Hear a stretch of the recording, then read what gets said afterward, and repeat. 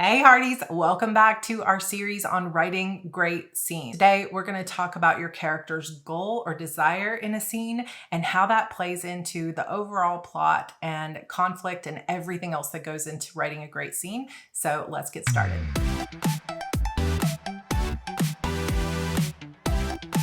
In all good scenes, your main POV character, point of view character, is going to have some kind of goal or desire. They'll either be trying to make a decision about something, they're going to be trying to get information from someone, they might be trying to get from one location to another, they might be trying to obtain something physical. There's all kinds of limitless number of goals or desires that your character can have. It can be something emotional, it can be something interpersonal, or it can be something concrete like I'm going in here to steal this golden statue. But every scene will have some kind of mini goal that is going to play into the overall story structure or your overall character arc for your story. And there needs to be some kind of clear consequence or something at stake for what happens if your character doesn't reach their goal or their desire doesn't come true or they fail in some way. So what's at stake for my character if they don't achieve their goal? This is a good question when you're starting to think about each individual scene of your novel. What is at stake for my character? What do they want and what's at stake? And I'm going to give you a whole list of questions that are also in your workbook for this series that you can go through as you're trying to brainstorm your scenes and what's going to happen in those scenes. That these questions have really helped me a lot in my own writing. Again, if you are new to my channel or new to this series, this is series 2 and there's a playlist down below. There's going to be 5 total videos in this series and there is an accompanying workbook that is totally free for you to download. If you were on my newsletter list, it is already in the HB resource library. If you are not on my list, there's a link to join down below and you'll get access to this workbook as well as all of my other resources. So when we're plotting our story, we're always asking ourselves, what's our character's big goal? What are they trying to accomplish? What's the story question? And what's at stake if they fail? And this is happening on a big level, but it also happens on a micro level, on a mini story level inside every scene of your book. So today we're diving into character arc, goals, and how it all comes together to help you write better scenes. First of all, when it comes to characters, mainly your point of view character or characters, your main characters of the story, you need to give your reader some reason to care about what's happening to that character. That's the only thing that's going to keep them turning the pages, really. If your reader doesn't like your character or they don't care about them or they don't feel like anything's at stake for that character, they're probably not going to keep reading. Now, I do hope to do an entire series on characters at some point in the future, so we won't go too deep into this, but for now, I'll just generalize and say that you need to give your reader reasons to care about what's happening in your story world. And one of the strongest and most effective ways to do that is to show what's happening in the world through the eyes of a character who has something big at stake.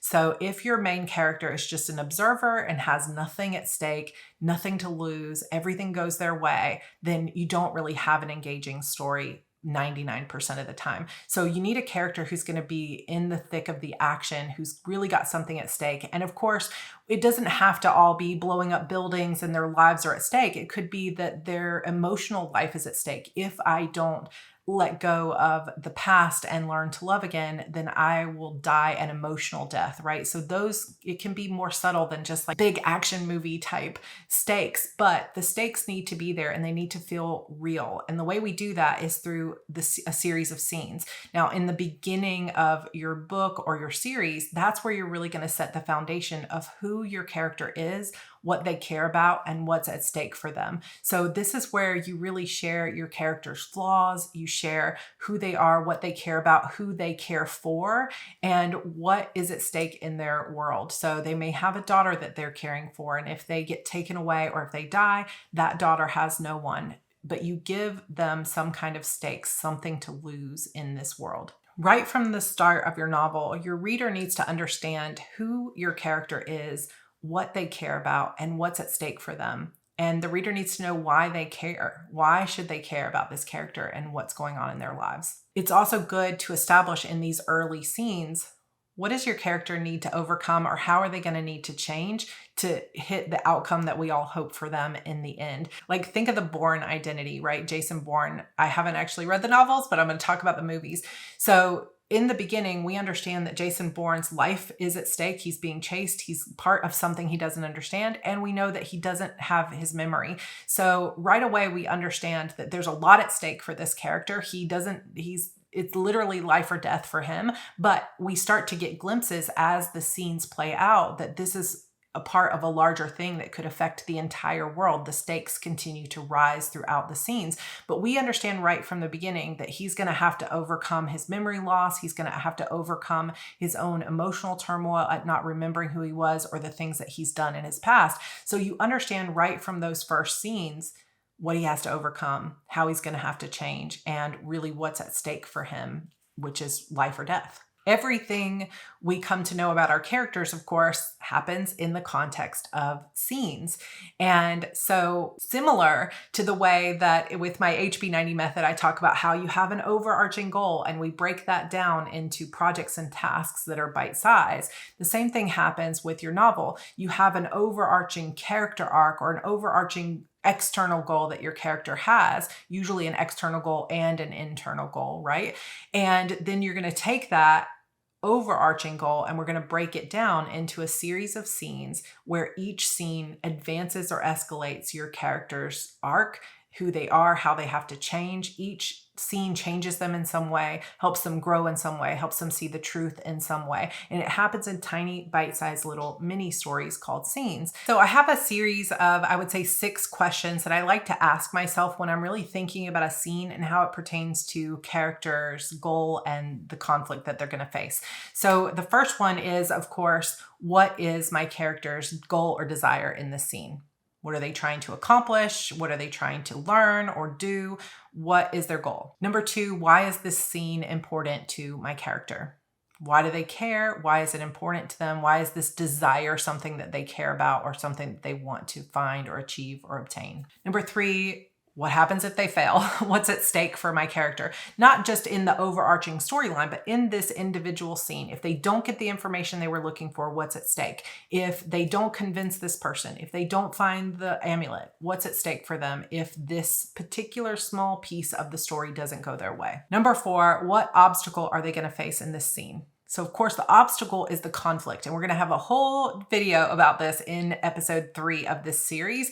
But just for answering for character's sake, what conflict are they going to come across? What's going to be the obstacle that's going to keep them from achieving their desire or their goal in this scene? Number 5, what are we going to learn about our character? So it can be, what are we going to learn about them, or how do they change or transform within the context of this particular scene and facing this particular conflict? So sometimes when your character has a goal and they know why they want it and they know what happens if they don't get it, some kind of conflict comes in and arises that's an obstacle to their goal, and they learn something new about themselves, or they understand that they have to change their tactics in some way, or they have to actually change and transform themselves in some way. So what is that element here? And number 6, how does this particular scene fit into my character's overall journey? So is this their argument against transformation? Is this the moment where they realize that all hope is lost? Like, where does this play into their character arc? And what are we learning about them in this? What part of their journey are we seeing in this scene? So to give this a little bit more context and to share with you kind of what I mean by these questions and why they're important, I'm going to take one of my favorite scenes from an action flick. So we'll talk again about the Bourne identity, which hopefully you've all seen before, but if not, I will put a link below to this particular scene that I think a lot of people call the French apartment scene. It's one of the first really good action sequences in this particular movie. And again, I'm sorry, I haven't read the books. I probably should go read them, but we'll just talk about the film for now because it's easy to just watch that quick little clip. But basically, Jason Bourne has lost his memory. He has amnesia, but he knows that there's someone after him. He knows his life is in danger and he's got to figure things out quick. So to go through these 6 questions real quick for that French apartment scene. What is my character's goal or desire? Well, his goal is to go back to the old apartment where he used to live and to scope it out for clues. Can he remember any piece of who he used to be? Are there any clues there about what happened to him? So he wants to find out information by going to this apartment. Number two, why is this scene important to Jason Bourne? Why is this action important? Well, obviously, he understands that he has amnesia. He wants to figure out who he was, and this is the next logical step. So this is important. This is a big clue for him. Number three, what's going to happen if he fails? So if he doesn't figure out who he is and remember who he is, then he's not going to be able to protect himself, and he's not going to be able to fight back against whoever it is that's after him. He needs information, and really it's life or death stakes for him. Number four, what obstacle will he face in this scene? So if you've seen this, he's very quietly kind of walking through. He's with a girl named Marie that he's just met, and she's like, what's going on? But he has these instincts he doesn't even understand because of his amnesia, and he knows something's up, right? And then we have this guy like come through the window shooting them up and stuff like that. So it's a really big action scene. So that's obviously the obstacle, is as he's trying to find this information, somebody comes in with a gun and tries to kill him. That is definitely good conflict.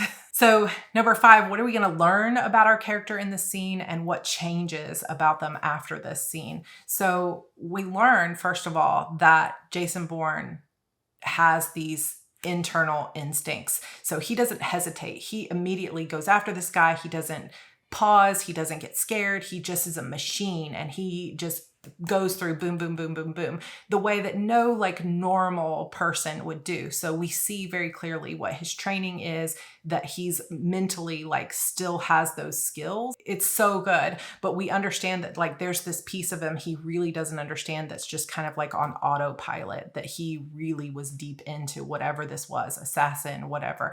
And it ups the stakes for him, because it's like he was deep into this, and there's really starting to understand who he is in this scene. And so what changes for him after this is he understands, okay, this is maybe different than I thought. I wasn't just some ordinary guy. Like, this is a big deal, and there's something bigger in this than I ever thought. So it really raises the stakes. It enlarges the story world to an extent and helps us to see kind of who the villain is, even though we don't know who they are just yet. So how does this scene fit into my character's overall journey? Well, this is the moment where he really sees who he was and starts to come to terms with exactly who he was and what kind of person he used to be. And it's just so beautifully done with Marie, the Marie character, who's really just kind of losing it over what just happened, which is like the normal reaction to it. And he's just like, you know, all business, right? So this is really an important scene, and I will link that for you down below. But this is one of the things that I like to do, and not every scene has to have like shoot 'em up kind of action. It can just be as simple as you have a desire, something that you're trying to accomplish. You're trying to tell this woman how you feel about her, and then the obstacle might be that her mother keeps walking in and interrupting you, and you just never get a chance to really tell her, and she doesn't understand how you feel. And so that tension is ratcheting up because you never got a chance to tell her, and you're never going to get another chance because she's flying to France tomorrow. So it doesn't have to be action. It's whatever fits your current genre is really what you need to think about. But those 6 questions can really help you start to narrow in on what's happening in each scene, because whatever happens here, like K.M. Weiland says, is going to be a domino effect. So whatever he learns in this scene and however he changes in this scene, it needs to cause something else to happen in the next scene. So what's his next logical step? And so we're going to talk in a future video about how to begin to sort of stack those scenes together to create your plot as a whole. Basically, every scene should impact your character's overall desire and their overall transformation in some way. Some of them small and subtle, some of them really big, life-changing moments. And if you can really start out by showing your reader who your character is and why they should care about them, you're already on a really good path. And then if every single scene moves that character forward in some way to understanding who they are, understanding why they want what they want, what's really standing in their way, and what the stakes are, then you're going to keep those readers turning pages late into the night. Now, one more note about characters and character arc here is that one popular structure of putting scenes together is to pair them in something called scene and sequel. So K.M. Weiland talks about this a lot, but where I first learned this was in the book Scene and Structure by Jack Bickham. So this idea is that fiction is made up of cause and effect. effect, stimulus and response. So I highly recommend that you pick up this book because he really talks about it. I also will leave a link to an entire series of videos about scenes and conflict and goals and everything on KM Weiland's blog, where she talks about scene and sequel. But basically the idea is that when something happens in a scene that causes change or causes your character to recalibrate or need to emotionally respond to it, you follow that scene or that action with a quick response scene, and that's the sequel. So it's just an emotional response to what's just happened, potentially a recalibration or a moment where your character says, wow, okay, I'm processing what just happened and now I'm coming up with my next plan and now we're going to go do that thing. So the sequel is more of an emotional beat. A lot of times it's like a recalibration and a reaction where your character then makes a decision of how to move forward. So I will address this more when we get into the structure of scenes coming up, but I did want to mention that because it does play into the character arc. So if you want to read more about that, the two books that I would most recommend you pick up are Scene and Structure by Jack Bickham, and either Structuring Your Novel by KM Weiland or her book Creating Character Arcs. Both of them are brilliant. Another final note before we go on this second video is to just touch on multiple POV characters. So when it comes to writing your scenes and you have like 5 to 8 or however many multiple point of view characters, if several are in the same room, how do you decide who gets the point of view in any given scene? Now, I used to kind of feel like, oh, Harper had a scene, so now it's Jackson's turn, and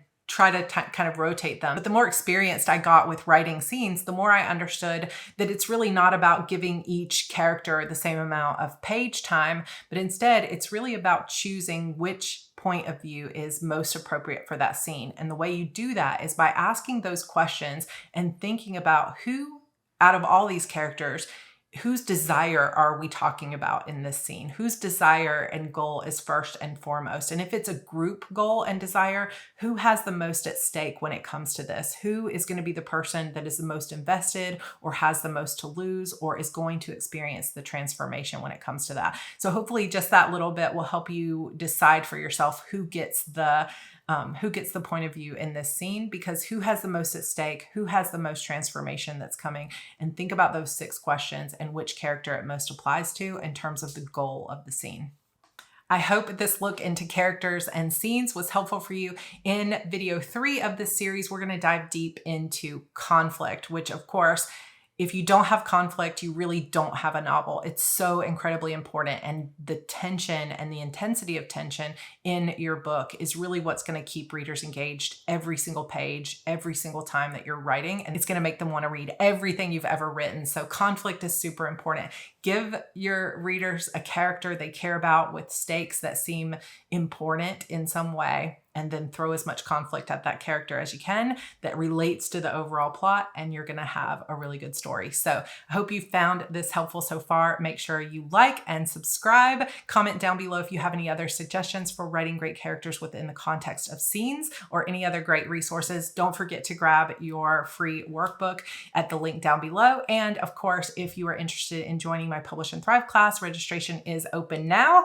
We close registration on July 30th, and we have our first ever live kickoff call that afternoon. So I hope you'll come join us there. Let me know if you have any questions, and I will see you guys in video number 3. Bye for now.